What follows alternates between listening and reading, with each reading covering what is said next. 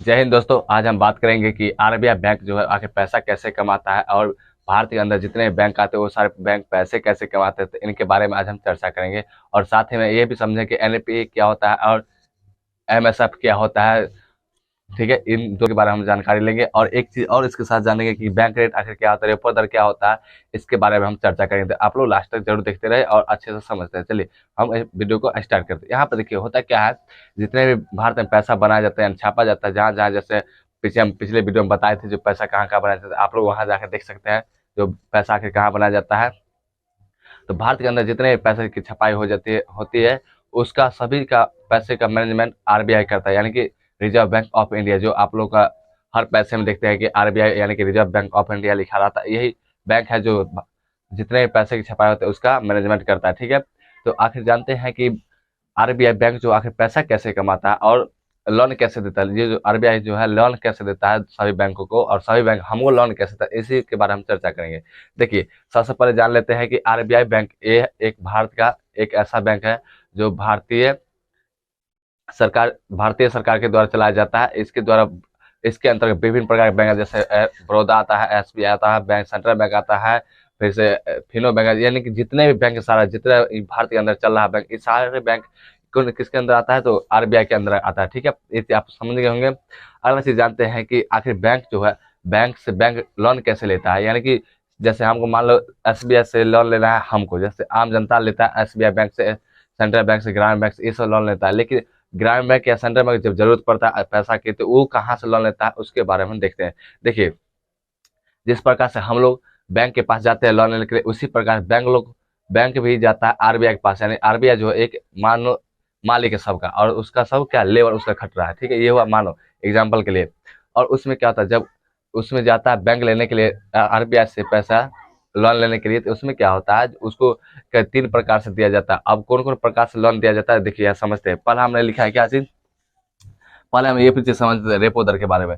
देखिए जब बैंक जाता है आरबीआई के पास लोन लेने के लिए, तो उसको कहता है कि आप पर ये बताइए कि आप कितना दिन के लिए लोन ले रहे हैं, या तो अगर आप क्या करते हैं, अगर आप 2 से 4 दिन की या 7 दिन के लिए लोन लेते हैं, जैसे मान लीजिए आप लोग जैसे लेते हैं ना 1 साल या 2 साल के लिए, उसी प्रकार से उसको पूछा जाता है कि आखिर आप जो है कितना दिन के लिए लोन लेंगे। तो एसबीआई अगर कहता है कि हमको 2 से 4 दिन के लिए चाहिए, तो उसको क्या होता है रेपो दर के हिसाब से दिया जाता है।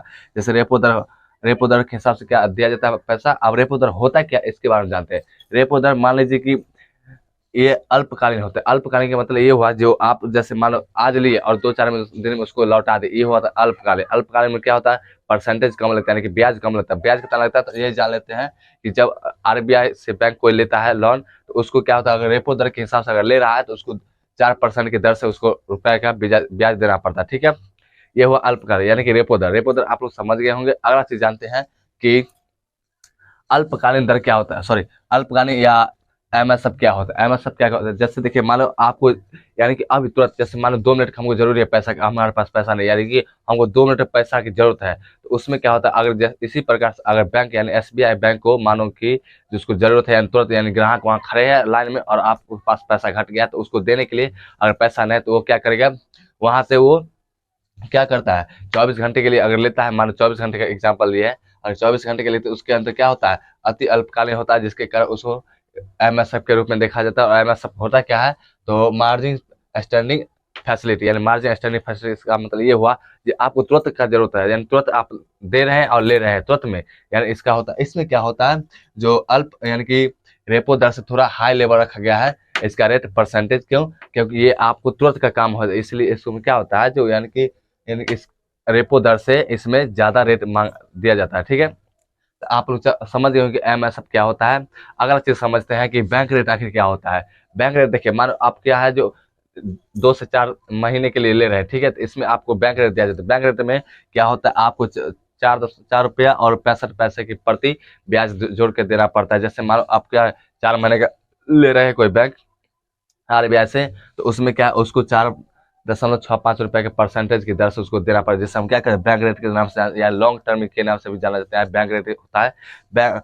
अब ये बीपीएससी के एग्जाम में ऑब्जेक्ट क्वेश्चन पूछा जाता है कि आरबीआई से बैंक कितने दिनों का लिए लोन दिए जाते हैं। तो आरबीआई जब लोन देता है तो वो पहले पूछता है कि आप कौन लोन लेंगे, तो आप कहते हैं कि रेपो दर वाला दीजिए, तो आप अक्सर लोग क्या कहते हैं आरबीआई रेपो दर यानी कि अल्पकालिक दर का वही लोन देता है, ठीक है।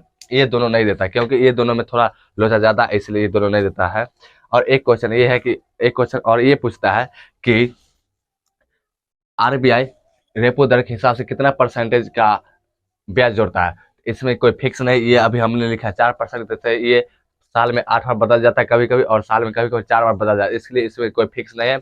इसमें आपको जो मन करे वो जैसे आपको इच्छा हो वैसे आप मार सकते हैं, ठीक है। ये हुआ।